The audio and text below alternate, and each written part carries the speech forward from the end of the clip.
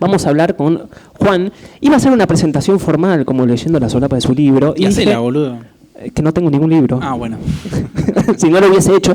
Pero no, me parecía más formal decir cómo surge esta charla, que es que un día Juan me manda un WhatsApp y me dijo, tengo que hacer una columna sobre Borges y el sexo. Así, creo que ni hola. O dijo Borges sexo y no hubo artículos. Te mandé Borges y Nanud. Claro, en realidad fue con emoticones. Y así fue que nos juntamos en un café una tarde en Palermo. Parece que va a terminar con una historia de amor esto. ¿Por qué no? Y vos llegaste con 10 volúmenes que puse ahí sobre la mesa y la mitad de la reunión fue él leyéndome libros. Sí, y una señora, vas a recordar que intervenía. Ah, sí, una señora que se quería meter en la charla. Pero bueno. nos quiso comprar comida. También. Es real, ¿eh? Fue todo medio bizarro. Nos quiso comprar comida para intervenir en la charla. Lo cierto es que de esa circunstancia nace esta charla, que es Borges y el sexo. O Borges Papusa. Me gusta, pero faltaría la papusa. Bueno. Sí, ¿está el cedronar acá? No. Bueno. Por lo tanto, para comenzar esta charla, primero vamos a hacer ya una tradición en este festival. Me encanta la tradición, empezó a las 10 de la mañana, la tradición, pero es una tradición que es sortear un libro sobre la base de una pregunta. Pero a diferencia de la tradición, con Juan la vamos a romper, porque en general yo hacía las preguntas para ver quién se ganaba el libro y cuya respuesta tiene que ser a viva voz. Es una pregunta sobre Borges que trata de ser no googleable. Y esta es googleable. ¿Cómo puede ser no googleable? ¿Hay cosas no googleables? Sí, pero tardas más. Bueno, el libro va a ser para la primera persona que cite de memoria, más o menos, cualquiera de las dos caras de la lápida de Borges. Allá. Bien, encima lo hizo en islandés o en inglés antiguo, que significa... Claro, que eso significa... Claro, significa no me acuerdo. Allá al fondo. Hay celular ahí, ¿eh? ¿Estás leyendo? Es demasiado... Claro, cero careta, lo estás tirando fuerte. Sí. No, pará, la ganadora está acá. La ganadora está acá.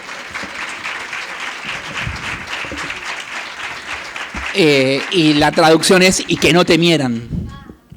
Y que no temieran, porque hay 7 soldados nortumbrios dibujados en la lápida, están por enfrentar una batalla en la cual van a perder, dejan sus escudos y cargan hacia el combate y van a morir todos. Su señor ha muerto y les ha indicado que mueran con honor y con valor. El verso de la saga que lo recuerda dice, bueno, y que no temieran. Bien, así que se lo ganó usted. Un aplauso. Un aplauso. Pero ¿Qué se ganó? No sabemos. ¿No sabemos que se ganó un libro mío? Sí. Te cagaron. Juan. Bueno, bien. Macanudo, ¿arrancamos? Arrancamos. Bien. Después pase y búsquese su libro, se lo puede llevar. Bien, bueno, vamos a arrancar hablando de Borges y sexo, que parecería ser una charla un poco inverosímil. Porque no es la temática más transitada ni en la obra ni en el análisis del autor. Le voy a contar rápidamente qué vamos a hacer en la charla, así saben de qué va esta pequeñísima conferencia. Primero voy a hacer un repaso de elementos biográficos de la vida de Borges que en general están omitidos y que básicamente salen de dos libros, que son, uno es Borges a contraluz, la biografía de Borges escrita por Estela Canto, y el otro es el menos conocido libro que está acá atrás, donde estoy apoyando mi teléfono, que es Borges, Deseo y Sexo, de Ariel de la Fuente. Es una investigación de un catedrático de la Universidad de Purdue en Indiana, donde repasa también elementos de la vida sexual de Borges y cómo esto influencia o cómo esto se trasluce en su obra. Bien, entonces vamos a hacer... esa no es más, somos boludo. Está bien, estamos viendo la imagen de Mazuns. Esa es la película que hizo Leopoldo Torre Nilsson sobre Mazuns, llamada Días de Odio, y por ese afiche a Borges no le gustó demasiado la película. Es que, mirá, a mí me encanta el porno, los escotes y todo lo que está ahí, pero claramente no representa el espíritu de Mazuns, que uno se le imagina mucho más enjuta, más flaquita, mucho menos sexual. De hecho, la operación de Mazuns haciéndose violar, entre comillas, por Eric Grieg, no te transmite como esa bomba erótica que está ahí en pantalla. Yo también impugno estoy con Giorgi y abajo ese, ¿cómo se llama? Ese afiche. Bien, entonces primero voy a hacer contar algunos elementos biográficos de Jorge Luis. Después voy a leerles un cuento de Borges que se llama Ulrica. Lo vamos a leer juntos. Les voy a dar copias para ustedes o les voy a decir dónde buscarlo y dónde encontrarlo. Y después voy a hacer un pequeño análisis o un repaso de elementos que quizás se pasen en una primera lectura para que todo esto tenga sentido. Porque a mí no me interesa hacer rumores en la vida de Borges. O sea, si nos vamos a meter en la intimidad de una persona, es para que eso de alguna manera o bien ilumine el presente, o sea, nuestras vidas, o la obra que vamos a analizar. La lectura biográfica o el análisis biográfico de las obras literarias es un tipo de lectura, puede gustar o no, y es una lectura habilitada por el mismo Borges. Es decir, Borges hacía también lecturas biográficas de obras de sus escritores favoritos. Entonces me siento habilitado a hacer lo que voy a hacer, porque no solo porque lo vamos a hacer con piedad, para llamarlo de alguna manera la palabra ahora, lo vamos a hacer con compasión por la intimidad develada de Borges, sino porque lo vamos a hacer para tratar de abrir. A veces me gusta utilizar metáforas de la cata para hablar de arte. Cuando se cata whisky, a veces se le tira agua porque eso abre en algún sentido los sabores del whisky que se va a probar. Bueno, a veces el análisis o repasar una biografía abre una obra para que encontremos otro placer y otro disfrute. Para mí de eso se trata, de potenciar la experiencia estética de la lectura y no simplemente chismorrotear, aunque igual va a haber chismes jugosos y seguramente los van a disfrutar. Bien, entonces, arranquemos. El mito. ¿Cuál es el mito? Borges es un autor asexuado. Esto queda condensado en un pequeño textito que escribió Andrés Neumann para la revista Eni hace 11 años. Pobre Andrés Neumann, que por ahí ya ni debe creer esto que escribió, pero no importa. Lo retomo no para polemizar con él, sino para condensar en un párrafo lo que es el prejuicio o el mito acerca de Borges, que es lo siguiente. Borges era, en términos estrictamente literarios, un escritor sin cuerpo. Su obra omite la sexualidad de una manera casi obsesiva. El deseo, el placer, la carne están prácticamente desterrados de su universo. Sería curioso preguntarse por qué un país tan psicoanalizado como la Argentina ha colocado a un genio de la represión sexual en el centro de su canon.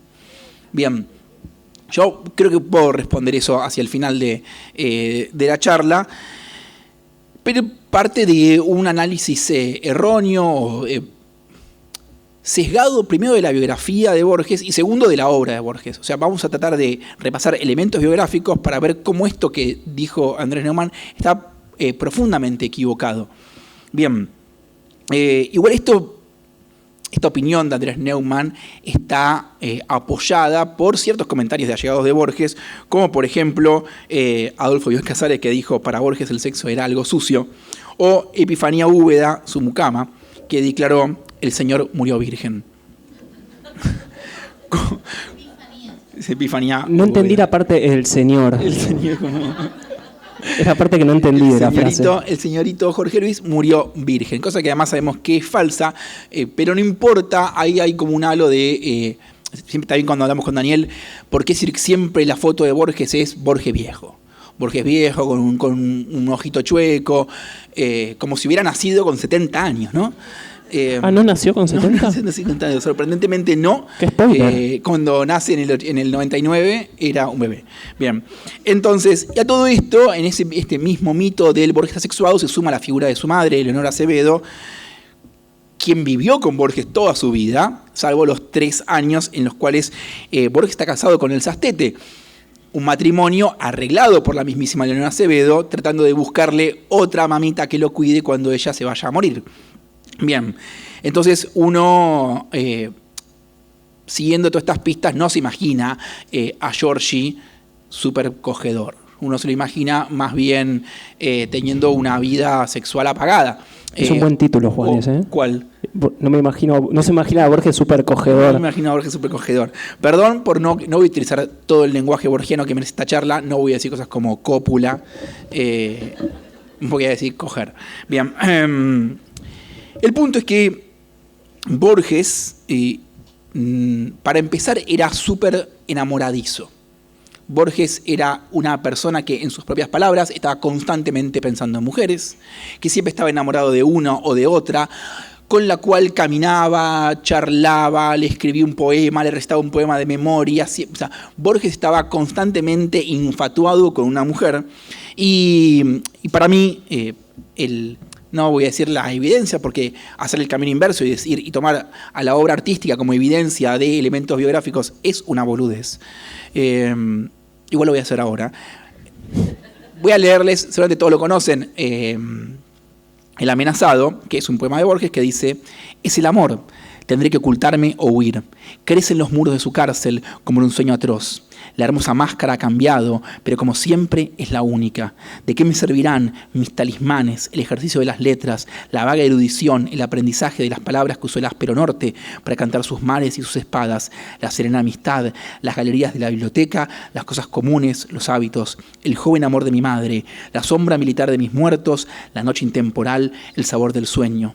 Estar contigo o no estar contigo es la medida de mi tiempo. Ya el cántaro se quiebra sobre la fuente, ya el hombre se levanta a la voz del ave, ya se han oscurecido los que miran por las ventanas, pero la sombra no ha traído la paz. Es, ya lo sé, el amor. La ansiedad y el alivio de oír tu voz, la espera y la memoria, el horror de vivir en lo sucesivo. Es el amor con sus mitologías, con sus pequeñas magias inútiles. Hay una esquina por la que no me atrevo a pasar. Ya los ejércitos me cercan, las hordas. Esta habitación es irreal. Ella no la ha visto. El nombre de una mujer me delata. Me duele una mujer en todo el cuerpo. Un aplauso para Giorgi. Sí, bien Giorgi. Gran poema. Bien Giorgi, que obviamente que sufría muchísimo por amor y que transmite en este poema esa desesperación por la mujer amada. Que la mujer amada en Borges es una mujer que por ahí ni la tocó, por ahí no le dio ni un beso, nada, y él ya está a recontra mil pleno haciéndose los rulos. Era, no, sí, parece que no, pero voy a leer algunas frases del mismísimo Borges. He estado enamorado siempre a lo largo de mi vida, desde que tengo memoria, siempre. O otra cita de él: con toda tristeza descubro que me he pasado la vida entera pensando en una u otra mujer. Creí ver países, ciudades, pero siempre hubo una mujer para hacer de pantalla entre los objetos y yo. Es posible que hubiera preferido que no fuera así. Hubiera preferido consagrarme por entero al goce de la metafísica, de la lingüística o de otras disciplinas. Otra cita: yo creo que las mujeres no son demasiado importantes para Kafka. En mí sí lo son. Yo no pienso en otra cosa. Y dicho por el mismo Avioy, que lo prende fuego: vos sabés cómo me exalto, así es toda mi vida, una cadena de mujeres. Bien, entonces, pobre Giorgi estaba hasta las manos siempre. Literalmente hasta las manos. Sí, siempre. Siempre. Gracias por lo que se rieron del chiste. Yo no lo entendí, pero me reí igual porque me caes bien. Bien, entonces, constantemente enamorado, constantemente pendiente de la mujer a la que ama.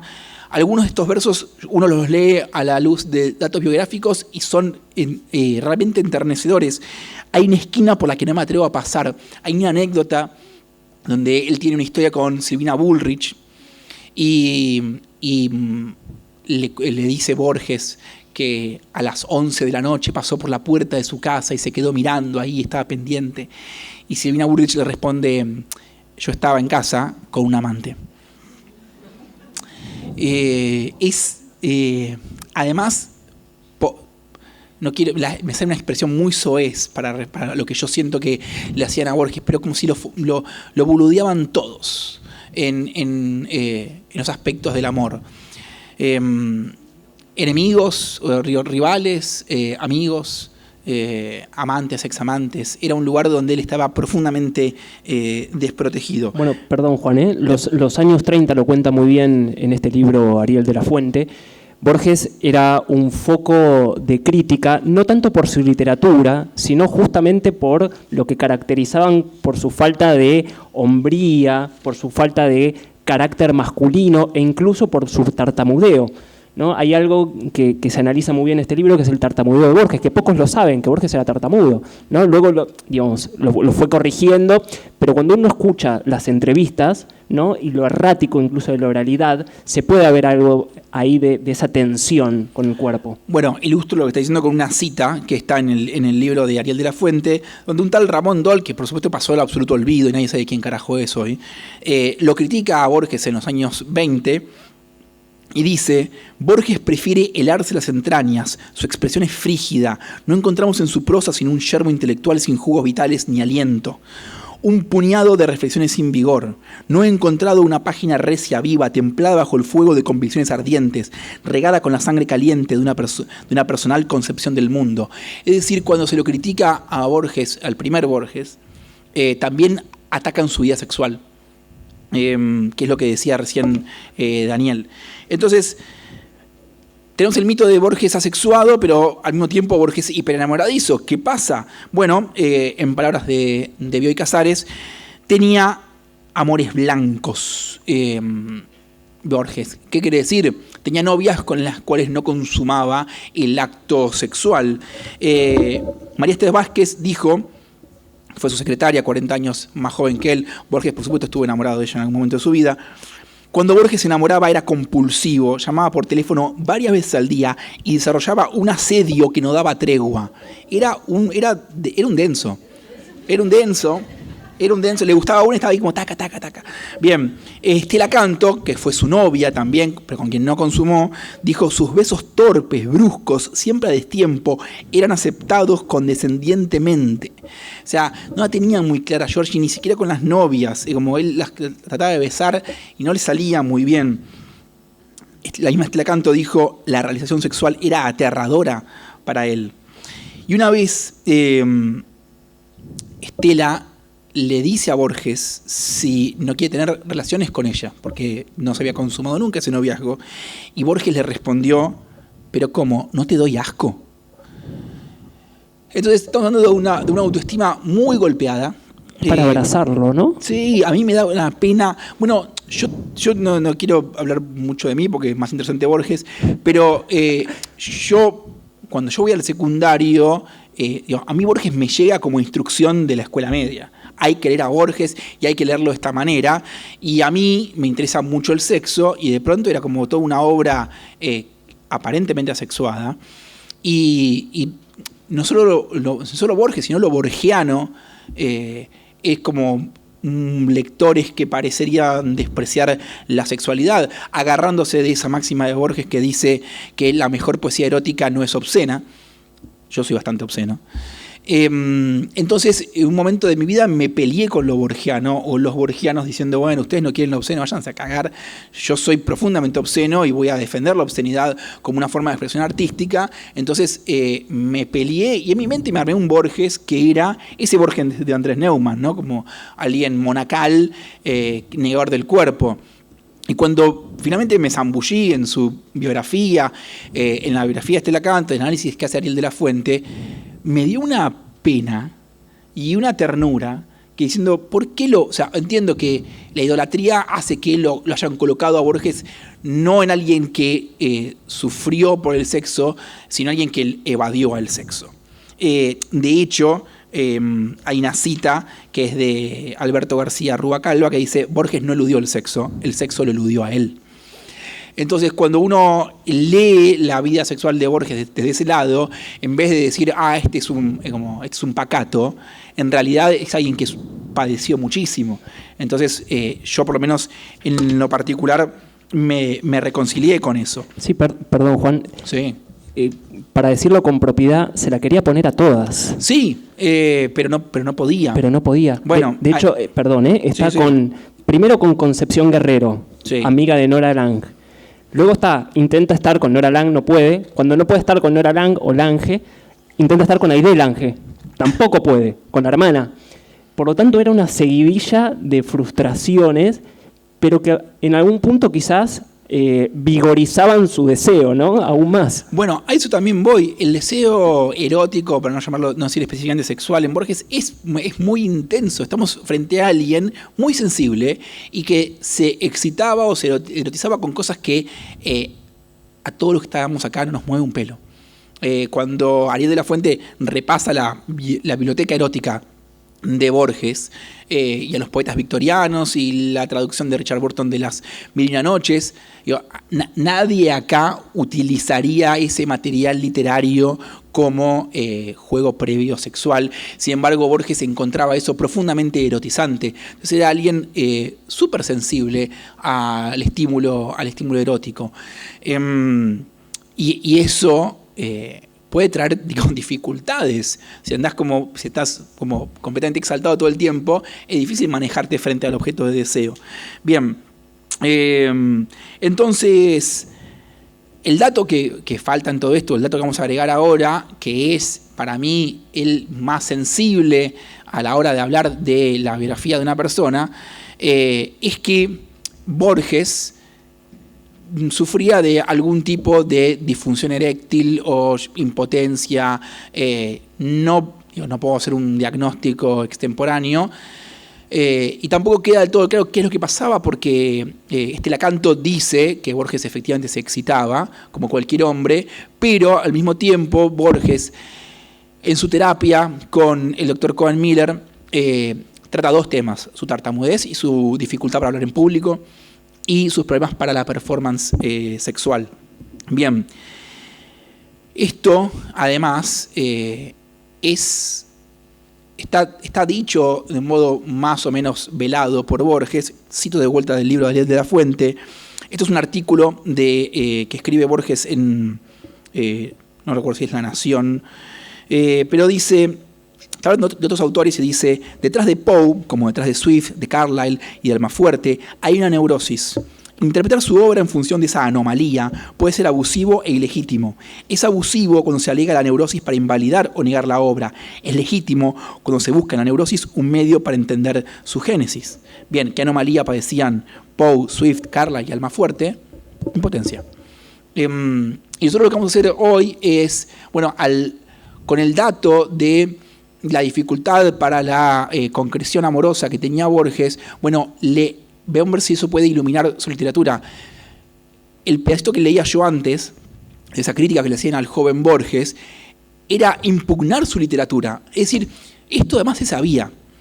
Y a Borges lo atacaban por sus problemas sexuales y emparentaban potencia literaria con potencia sexual, que es un movimiento típico del siglo XIX, donde los creativos son al mismo tiempo sexualmente potentes.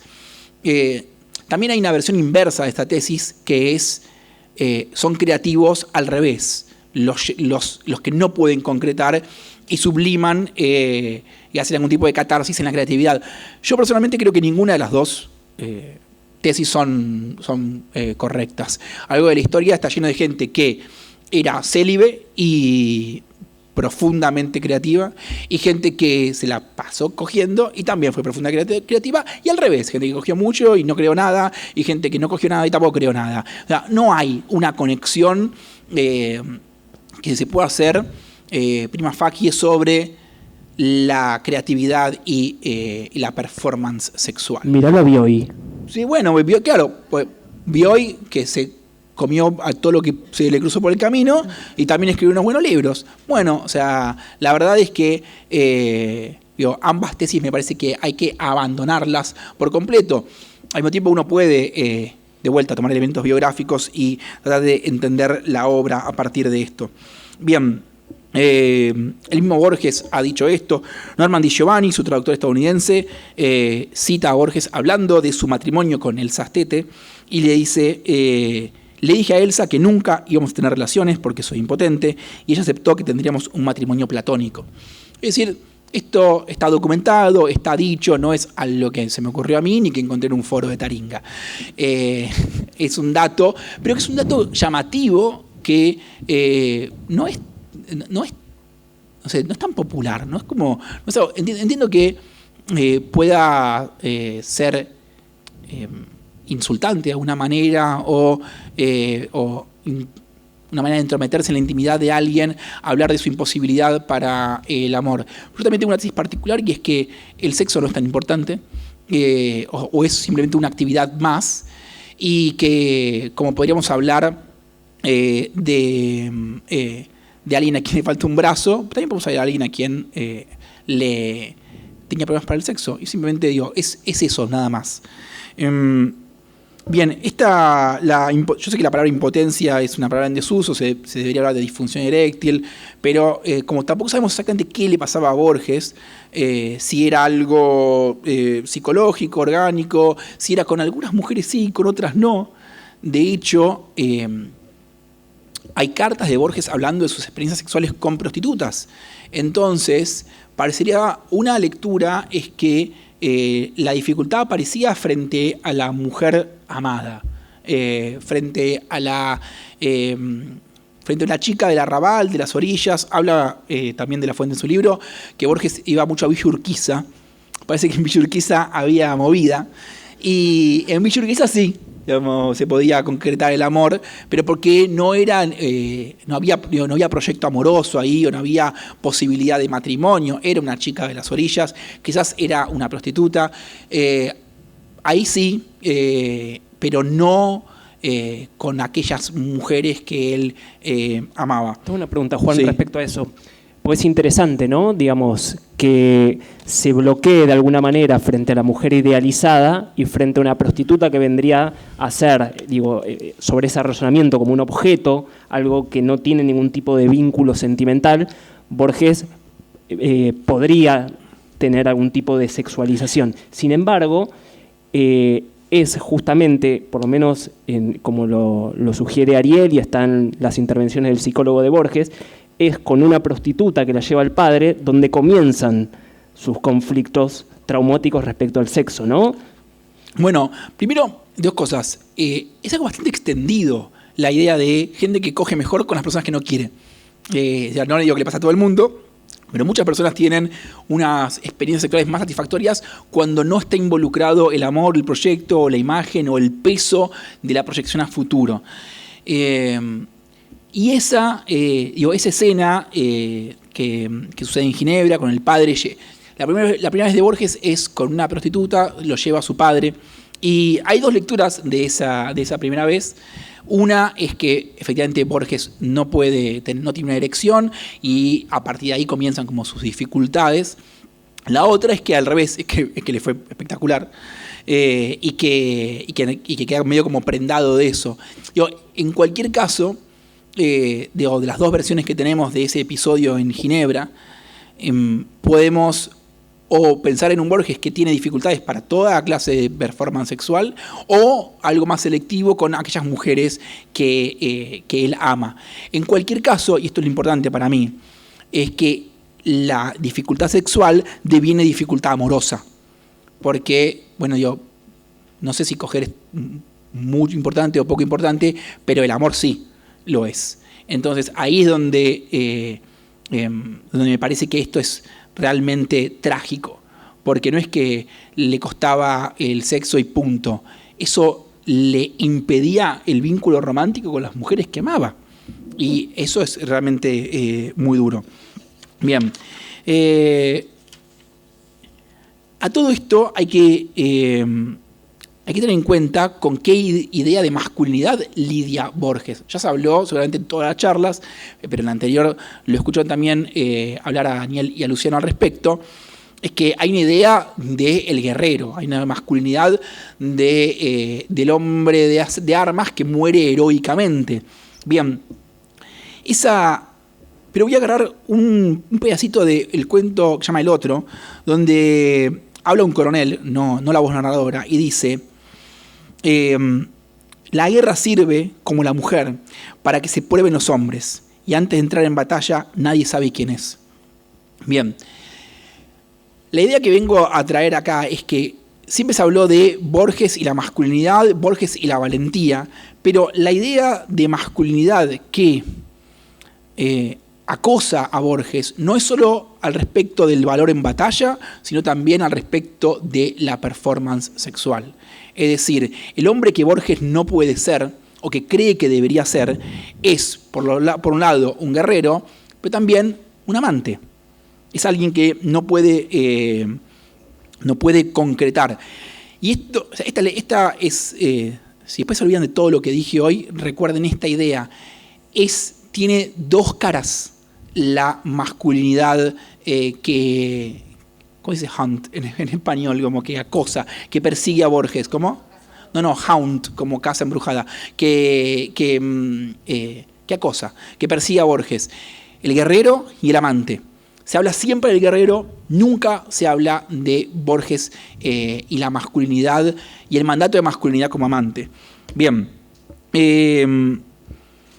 Entonces, esto ya lo mencionamos, que es el problema en Ginebra. Y, bien, como decíamos, que se vuelve la problemática sexual, se vuelve una problemática amorosa.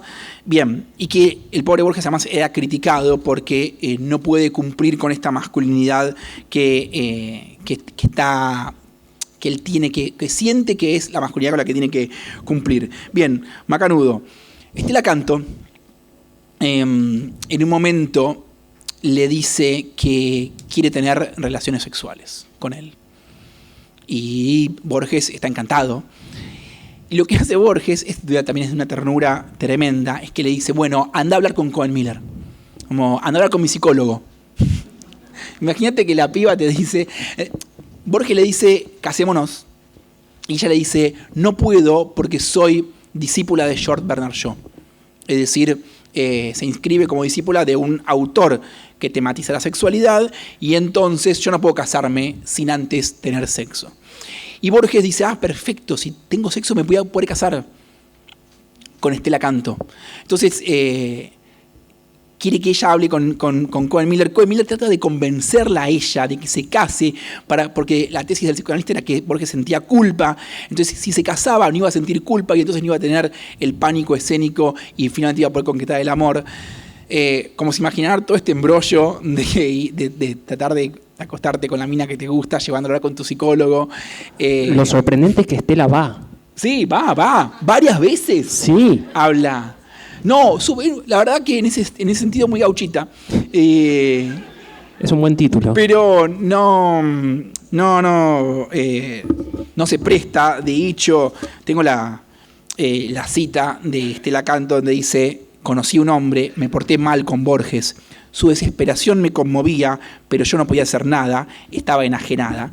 Y se termina el vínculo con Borges, dejan de salir y adiós a otra cosa. Después, además, llega la Revolución Libertadora en el 55, Stella Canto es comunista, deja de tener vínculo por completo con Borges. Bien, entonces se empieza a armar el perfil de Borges y sus problemas, y quiero agregar también otra tesis.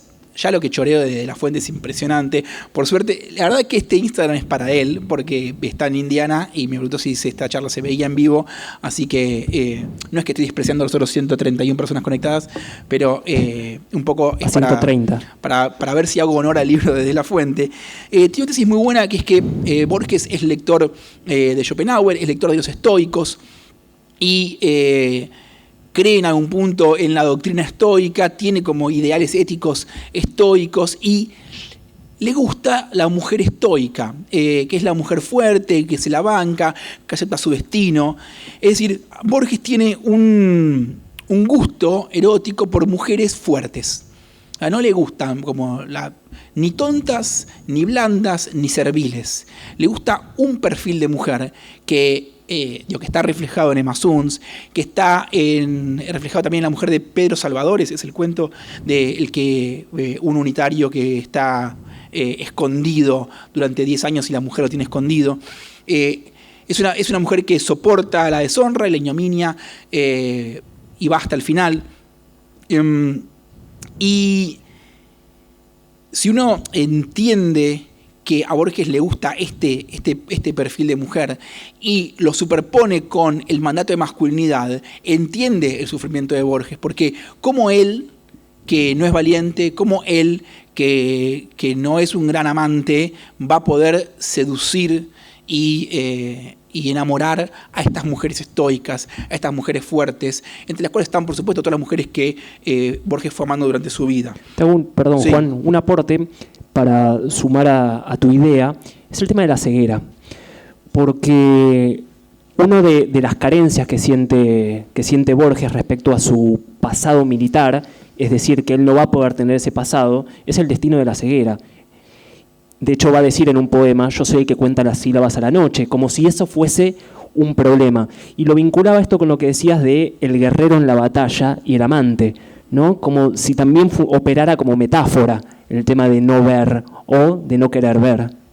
Sí, por supuesto que es un impedimento para todo. Es la falla autopercibida de Borges que no puede cumplir con ninguno de los dos roles. Ahora, a mí, o sea, yo tengo otro acercamiento a la lectura de Borges si lo leo angustiado y completamente derrotado y aplastado por una vida sexual que no puede llevar a cabo, que si lo pienso como monacal y desexualizado. Bien, ahora lo que quiero hacer es, tengan todos estos elementos en cuenta y vamos a leer juntos, si me acompañan, Ulrica, de Jorge Luis Borges. Voy a... Dos cosas, ¿me ayudas a repartir algunas copias? Sí. Traje 10 copias, son 200, pero si agarran sus teléfonos y ponen Ulrica Borges, el primer link que sale es un link de la Universidad Nacional de México, y ahí está el texto, que vamos a leer todos juntos. Ahí ella lo va a repartir, Lu. Gracias. Sí. Vamos contando mientras Juan va repartiendo copias, cual militante borgiano, caminando, que estamos en el Borges Palooza. Para los que están en Instagram Live, en la 4ª edición, pueden ver todas las charlas luego en borgespaluza.com, en @danielmeca con doble C, y en @juan.sclara. ¿Ya repartiste? Sí, yo traje muchas copias, pero agarran el teléfono y lo van a encontrar de toque. Ulrica Borges, no se pongan a volver en Instagram, no se pongan a contestarle a sus chongos y chongas. Busquen Ulrica. Yo no tengo copia, Juan. Vos lo sabés de memoria el cuento. ¿No lo sabés de memoria? Qué mal. Mira, cuando ibas leyendo El amenazado, yo me lo sabía de memoria. Ah, bueno. Mira qué tierno. Mira, no me sorprende. Bien, ¿ya todos encontraron el texto? Bien. Vieron que Ulrica arranca con una cita que está en islandés. No la voy a leer porque es un papelón. Pero se las voy a traducir. La cita dice: él tomó su espada, Gram, y colocó el metal desnudo entre los dos. Esa es una de las dos caras de la lápida de Borges. Así comienza, ese es el epígrafe del cuento. Bien. Mi relato, para los que están en Instagram, también búsquense el cuento por ahí en internet y pueden seguir la lectura conmigo. Mi relato será fiel a la realidad, o en todo caso, a mi recuerdo personal de la realidad, lo cual es lo mismo. Los hechos ocurrieron hace muy poco, pero sé que el hábito literario es asimismo el hábito de intercalar rasgos circunstanciales y de acentuar los énfasis. Quiero narrar mi encuentro con Ulrica, no supe su apellido y tal vez no lo sabré nunca, en la ciudad de York. La crónica abarcará una noche y una mañana. Nada me costaría referir que la vi por primera vez junto a las 5 hermanas de York, esos vitrales puros de toda imagen que respetaron los iconoclastas de Cromwell. Pero el hecho es que nos conocimos en la salita de The Northern Inn, que está del otro lado de las murallas. Éramos pocos y ella estaba de espaldas. Alguien le ofreció una copa y rehusó. «Soy feminista», dijo. «No quiero remediar a los hombres, me desagradan su tabaco y su alcohol». La frase quería ser ingeniosa y adiviné que no era la primera vez que la pronunciaba. Supe después que no era característica de ella. Pero lo que decimos no siempre se parece a nosotros. Refirió que había llegado tarde al museo, pero que la dejaron entrar cuando supieron que era Noruega. Uno de los presentes comentó: «No es la primera vez que los noruegos entran en York». Así es, dijo ella, Inglaterra fue nuestra y la perdimos. Si alguien puede tener algo o algo puede perderse. Fue entonces cuando la miré. Una línea de William Blake habla de muchachas de sobe plata o de furioso oro, pero en Ulrica estaban el oro y la suavidad. Era ligera y alta, de rasgos afilados y de ojos grises. Menos que su rostro, me impresionó su aire de tranquilo misterio.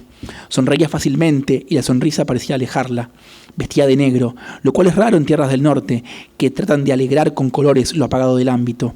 Hablaba un inglés nítido y preciso y acentuaba levemente las R's. No soy observador. Esas cosas las descubrí poco a poco. Nos presentaron. Le dije que era profesor de la Universidad de los Andes, en Bogotá. Aclaré que era colombiano. Me preguntó de un modo pensativo, ¿qué es ser colombiano? No sé, le respondí. Es un acto de fe. Como ser noruega, asintió. Nada más puedo recordar de lo que se dijo esa noche. Al día siguiente bajé temprano al comedor. Por los cristales vi que había nevado.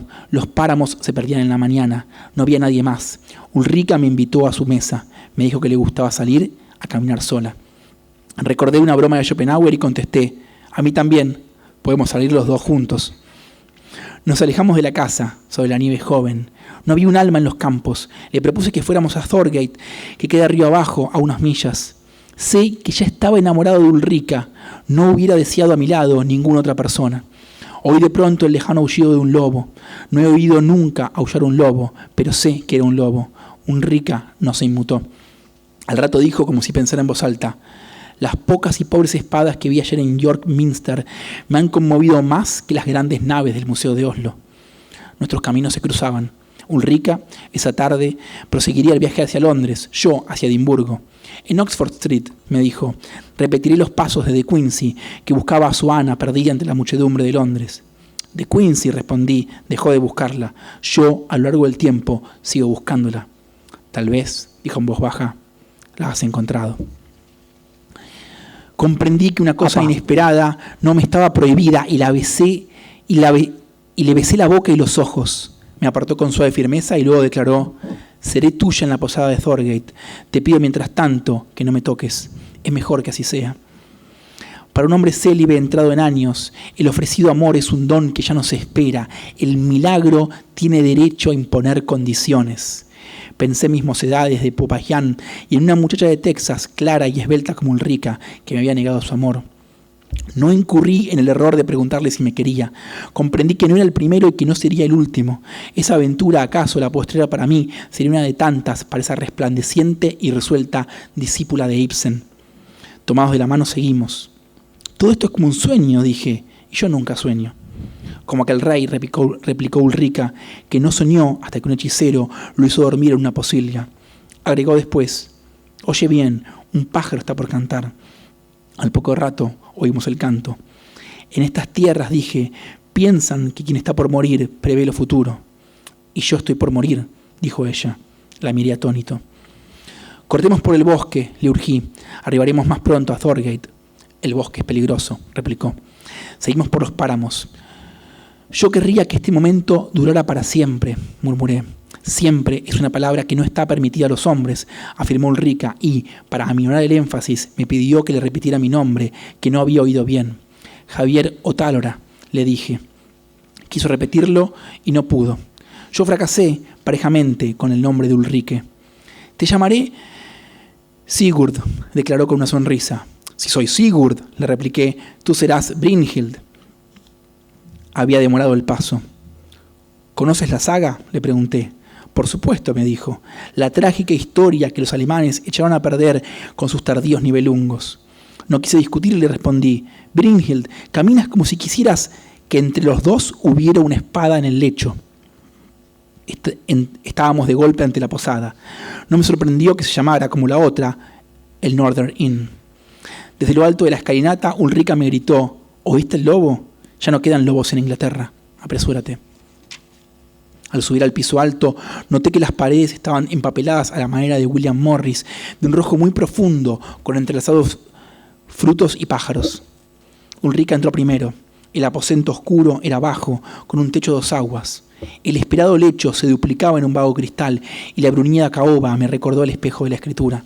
Ulrica ya se había desvestido. Me llamó por mi verdadero nombre, Javier. Sentí que la nieve arreciaba. Ya no quedaban muebles ni espejos. No había una espada entre los dos. Como la arena se iba el tiempo. Secular en la sombra fluyó el amor y poseí por primera y última vez la imagen de Ulrica. Aplauso para Georgie. Escribe bien, ¿eh? Está bien. Me ¿No? gusta, saquémosle un libro. Bien. Empezamos a analizar cosas de este cuento. Número 1. Es una mujer estoica, es una mujer fuerte, es una mujer que se planta. Hay unos tipos que la quieren seducir y le dice: soy feminista, no quiero remediar a los hombres, me desagradan su tabaco y su alcohol. Es decir, estamos frente al arquetipo de lo que podríamos llamar una chica Borges. En realidad es un término robado. Mi maestro de guión, Patricio Vega, hablaba siempre de la chica Cameron. La chica Cameron es Sarah Connor en Terminator, es Sigourney Weaver en Alien, es una mina de armas tomar que anda ahí haciendo a los tiros, básicamente. Bueno, la chica Borges es erudita, es elegante y no se deja conquistar por cualquiera. Es buen nombre para banda indie, sí, ¿no? La chica Borges. La chica Borges. Por lo menos un tema está bien. Bien. 2. En un momento dice: no había nadie más. Ulrica me invitó a su mesa. Es decir, ella lo avanza a él. Quien da el primer paso en la conexión amorosa es Ulrica y no Borges. Bueno, Javier Otálora. Pero en cualquier caso, esa voz narradora, que está muy pegada a la biografía de Borges o al personaje del Borges ficticio, jamás podría encarar a una chica Borges, porque las chicas Borges lo intimidan profundamente. Pero esta chica, en esta particular situación, lo avanza a él. Y vamos a ver por qué. 3. Sé que ya estaba enamorado de Ulrica, no hubiera deseado a mi lado ninguna otra persona. Georgie, no la besaste todavía. ¿Ya estás enamorado? Pará la moto. Qué heavy, ¿no? Imagínate ahí en la Northern Inn y la chica te dice: vení acá a la mesa y estoy enamorado. Y como escucho la vagina de Ulrica secarse, como así, como... No, suerte, no entendí la imagen. Ahí sí. Bueno. Pobre Georgie. Pero bueno, por suerte no lo dijo. De hecho, el mismo cuento dice, más adelante, lo tengo por ahí subrayado, no incurrí en el error de preguntarle si me quería. Es un tuit. Claro, bien hecho porque todavía no la besaste, capo. Como yo te recomiendo, en términos generales, no preguntarle ¿me querés? A alguien a quien aún no has besado. Bien. Vamos al punto, ahora nos emplea un poco más álgido el análisis. Pensé que ibas a decir G. No, todavía no. Ah. Bien, dice, en Oxford Street, repetiré los pasos de De Quincey, que buscaba a Ana perdida entre la muchedumbre de Londres. ¿Alguien sabe quién es la Ana que busca De Quincey? ¿Por otro libro? No, igual no tengo más libros para regalar. Pero no importa. De Quincey, cuando es joven y abandona su Gales natal, es ayudado por, sorprendentemente, una prostituta llamada Ana. Y después pasa toda su vida buscándola para agradecerle. De Quincey nunca encuentra a Ana. De Quincey, responde Javier Otálora, dejó de buscarla. Yo, a lo largo del tiempo, sigo buscándola. ¿Y qué le responde Ulrica? Tal vez, dijo en voz baja, la has encontrado. A tu puta. Borges es muy sutil. Borges siempre va a tapar, pero ¿qué es encontrar a tu Ana? Es encontrar a esa prostituta dadivosa que te cuidó en un momento de profunda indefensión. Bien. Punto 5. Para un hombre célibe entrado en años, el ofrecido amor es un don que ya no se espera. El milagro tiene derecho a imponer condiciones. Es decir, la posibilidad para el mismo Borges ficticio de finalmente acostarse con una chica Borges, una mujer estoica, es un milagro. Y esto es profundamente enternecedor. Esto está escrito en el año 70 y pico. O sea, Borges ya tiene 70 años. Y para él que venga Ulrique y le diga que se deje besar y le diga, seré tuya en la posada de Thorgate, es un milagro. O sea, literal. Yo estoy diciendo, bueno, esto es milagroso. Yo finalmente voy a poder estar con la mujer estoica. Esto es un milagro. Juan, te voy a tirar un dato que vas a flipar. A ver. Bueno, ahora no tiene tanta expectativa el dato. Le cree mucha reputación. Tírala. Bueno, hay un Otárola en la familia Borges. Opa. ¿Y quién es? Es un familiar primo cuarto, pero con la característica que la familia considera que estaba loco. Mirá. Bueno, es decir, esa es la única referencia que se encuentra en Otárola en la familia Borges. Excelente. Vamos a ver qué significa eso cuando terminemos con la lectura del cuento, porque por supuesto que tiene sentido. El punto siguiente era no incurrir en el error de preguntarle si me quería. Bien ahí, Georgie. Es una discípula de Ibsen. Estela Canto le había dicho, soy una discípula de George Bernard Shaw. Es decir, está retomando las palabras de esa amante negada. Ahora la mujer estoica es discípula de Ibsen. Bien. Y después viene el gran punto, que es Brynhild, caminas como si quisieras que entre los dos hubiera una espada en el lecho. Es porque Ulrike se quedó caminando un poquito atrás. Y Borges, que como vemos no era un gran lector de las mujeres, ni del momento amoroso, cree que porque la chica se quedó 3 pasos para atrás, ya lo está por abandonar. Que es otra cosa que también marca de la Fuente en su análisis de Borges. Borges constantemente se pone en una situación de asimetría con respecto a la mujer. Ellas son valientes, ellas son estoicas, él es un cobarde, él no puede, la van a dejar. Y mira, no sé cómo uno logra que otro te ame, pero una manera de que no te amen es decir, no me amas. O sea, no hay nada más... no hay nada que aleje más al otro que ya adelantarte a los hechos y decir, ¿qué pasa? ¿No te gusto? Como, Virgil, caminas como si quisieras que entre los dos hubiera una espada en el lecho. Y también, como parecería ser un pifie en la situación de Levante. Ahora bien, ¿qué es la espada en el lecho?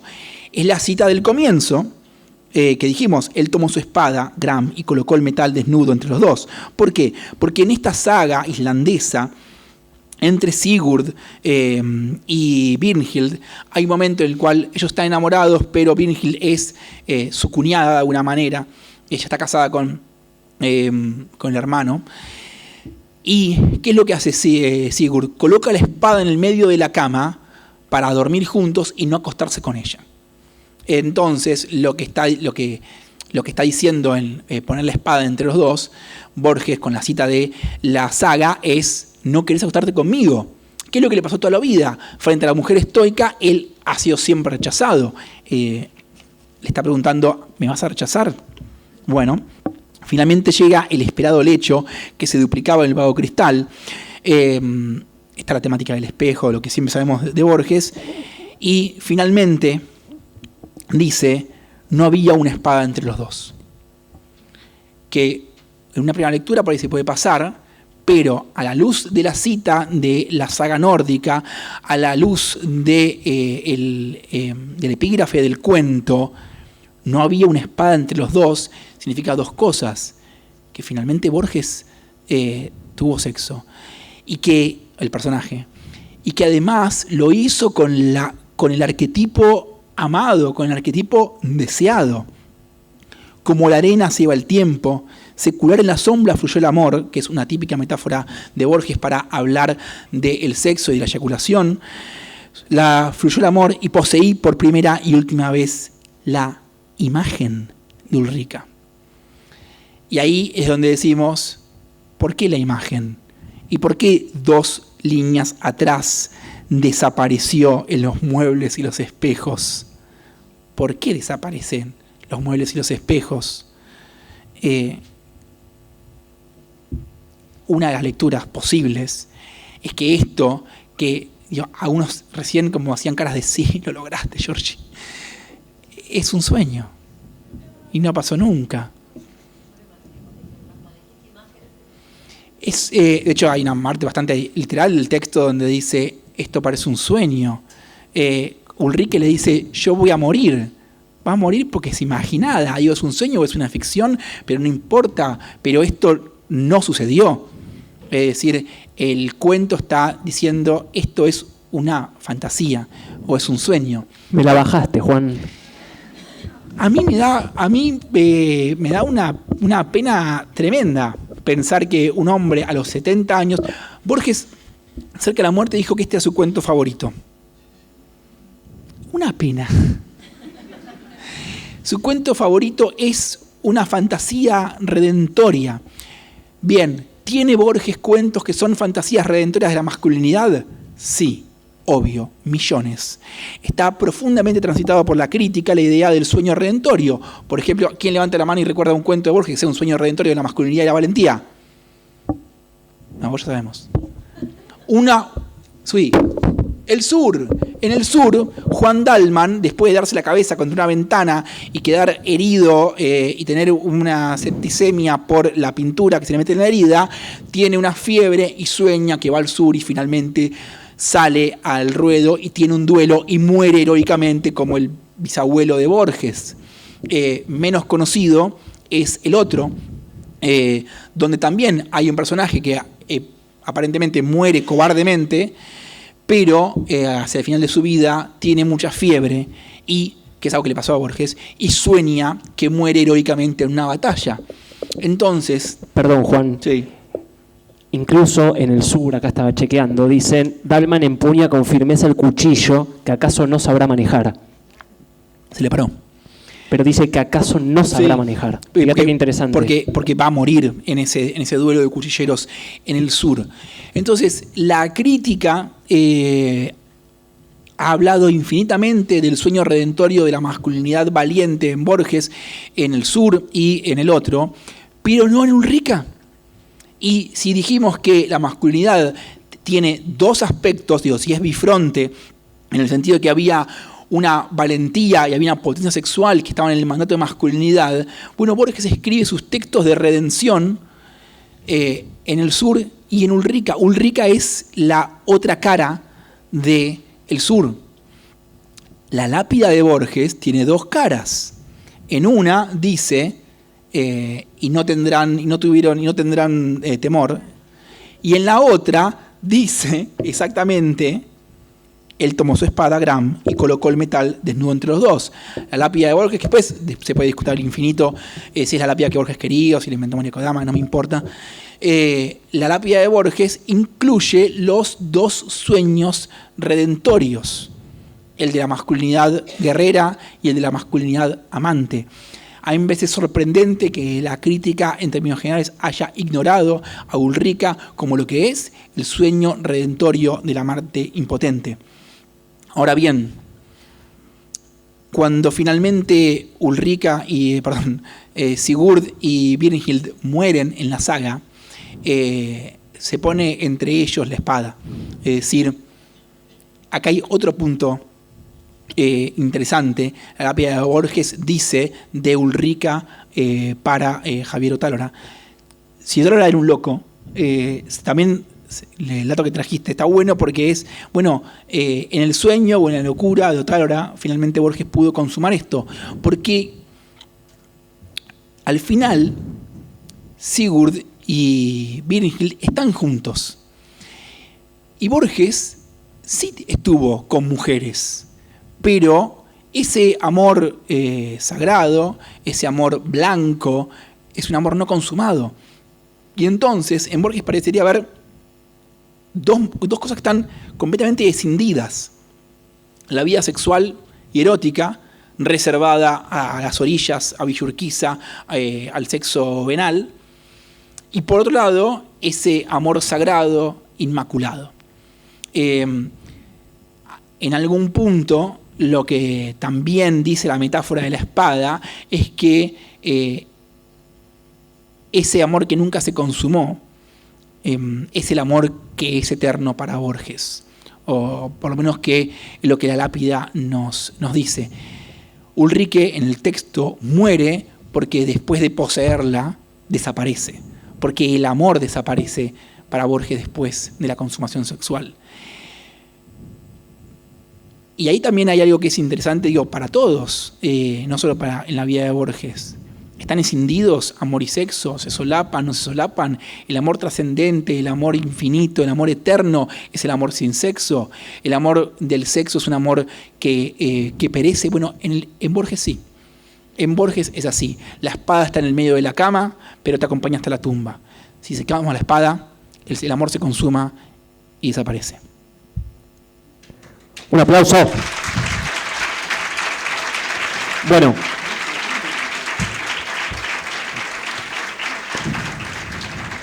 No, sonaste muy convincente, Juan. Gracias, querido. Estoy convencido. Estoy convencido de que tengo razón y que me pasaré a la historia como alguien que agregó esta página de análisis al universo borgiano, que es la fantasía redentoria del amante como contracara del sur, carajo. Sí, a todo eso. A favor. Bueno, y este fue el lanzamiento de la campaña política de Juan Sclar para todo Instagram Live. Y para todos ustedes que nos están acompañando, les comento que nos queda la última charla de la jornada, imperdible, ¿cómo lo vendo? Con Silvia Iparaguirre. Vamos a repasar la obra de Borges a partir de su lectura de la obra de Borges. Y vamos a empezar hablando justamente de Jorge Guillermo, del padre de Borges y de la influencia del padre de Borges en la literatura de Borges. Esta charla va a ser en 7:30. ¿Hay pregunta o no hay pregunta? Ya terminé. 19:30. ¿Podemos hacer algunas ¿Hay que hacer una pregunta? preguntas? Hay que charla. ¿Alguien quiere? Oh, no, ya fue, no, otra mierda. ¿Tenemos un libro más para sortear? No me queda más libro para sortear. O sea, ya está. Pero, ¿y esos que tenés ahí, Juan? No, porque yo hice un concurso, yo de chiquito, yo te cuento. Mirá cómo Cuando explica. era adolescente, yo escribía cuentos pseudo-borgianos, cuentos enigma, y encontré uno viejo y subí uno a Instagram y dije que las personas que adivinaran, las primeras 3 personas que adivinaran se llevaban un libro gratis y que lo vinieran a buscar al Borges Palusa. ¿Y vinieron? Sí, vi a un par, vi por ahí, así que los que se ganaron un libro vengan a buscarlo, y la muchacha que adivinó se fue. Mirá, mirá, que adivinó lo que está en la tumba de Borges, se lleva su libro también, y eso es todo. Y como dijo Borges, nos vemos.